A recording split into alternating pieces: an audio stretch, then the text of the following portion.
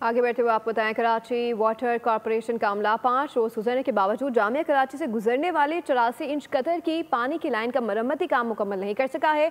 Water corporation हुकाम का कहना है कि 99% काम मुकम्मल हो गया है। मजीद बता रहे नुमाइंदा बोल न्यूज़ मोहम्मद काशान। जी काशान, बताएगा क्या डिटेल्स हैं इस हवाले से। हाँ जी बिल्कुल, देखिए मंगल के रोज़ कराची यूनिवर्सिटी से गुजरने वाली वाटर कॉरपोरेशन की 84 इंच की लाइन के फटने का मामला है। वाटर बोर्ड हुकाम की जानिब से बताया गया कि लाइन का जो मरम्मती काम है वो हतमी मराइल में दाखिल हो गया है।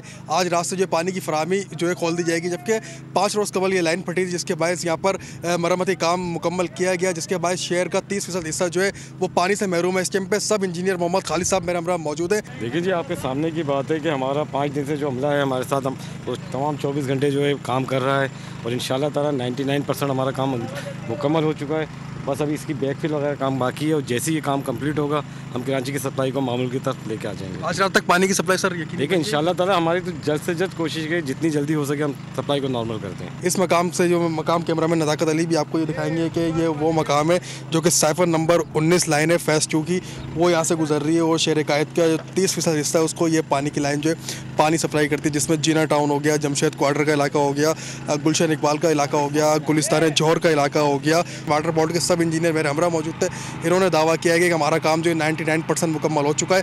आज से पानी की फराहमी खोल दी जाएगी। ठीक है काशान, आपका बहुत शुक्रिया। और सब्सक्राइब करें और बेल दबाएं ताकि कोई खबर रह न जाए।